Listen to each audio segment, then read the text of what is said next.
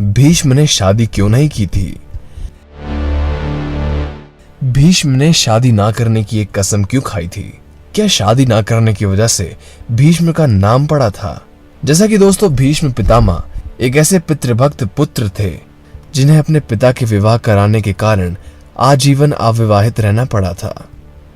जब देवव्रत मां गंगा के पास रहते हुए महर्षि परशुराम के संरक्षण में अस्त्र शस्त्र सहित सभी विद्याएं प्राप्त कर लेते हैं, तब मां गंगा उन्हें उनके पिता हस्तिनापुर सम्राट महाराजा शांतनु को सौंप दिया और देवव्रत अपने पिता के साथ रहते हुए राजनीति का ज्ञान प्राप्त करने लगे। जब एक दिन महाराजा शांतनु आखेट खेलने वन में चले गए थे तो वहां पर विचरण करते हुए उन्हें दिव्य सुगंध महसूस हुई। जब उस सुगंध का पीछा करते हुए वे आगे बढ़े तो उन्हें एक अति सुंदर युवती मिली जिसके शरीर से वे दिव्य सुगंध निकलने लगी। बता दें कि वे मल्लाह जाति की युवती थी जिसका नाम सत्यवती था। सत्यवती के असाधारण रूप लावण्य देखकर वो मोहित होकर शांतनु ने उससे विवाह करने का प्रस्ताव रखा, जिस पर सत्यवती ने पिता की आज्ञा मिलने पर ही विवाह प्रस्ताव स्वीकार करने की बात कही थी।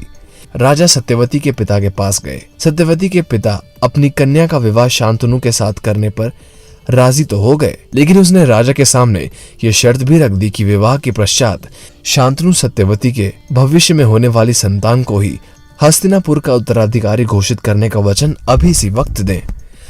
भीष्म से अत्यधिक स्नेह के कारण महाराजा शांतनु सत्यवती के पिता को यह वचन न दे सके। तब देवव्रत ने मंत्रियों से इस कारण का पता लगवाया और तुरंत सत्यवती के पिता के पास पहुंचे और उसे इस कन्या का हाथ मांगने लगे। सत्यवती के पिता द्वारा अपनी शर्त बताने पर देवव्रत ने वहीं पर सभी देवताओं और आकाश, जल, नीर, अग्नि, वायु और सभी दिशाओं को साक्षी मानकर जीवन पर्यंत अविवाहित रहने की प्रतिज्ञा ली। उनकी इस प्रतिज्ञा से हर्षित और निश्चिंत होकर सत्यवती के पिता ने अपनी कन्या को हस्तिनापुर ले जाने की सहर्ष स्वीकृति देवव्रत को प्रदान कर दी। तत्पश्चात देवव्रत सत्यवती को लेकर हस्तिनापुर अपने पिता के सम्मुख लेकर गए और पिता से एक साथ विवाह करने की प्रार्थना की। अपने पुत्र की प्रीति, भक्ति और त्याग देखकर महाराजा शांतनु भाव विभोर हो गए और उन्होंने अपने प्राणों से भी अधिक प्यारे पुत्र को इच्छा मृत्यु का वरदान दे दिया।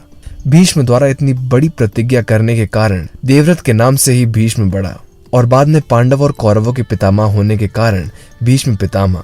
साथ ही हिंदी साहित्य के किसी कवि की कविता की किसी पंक्ति में लिखा था कि भीष्म पितामह ने सिखलाया किसे प्रतिज्ञा कहते हैं।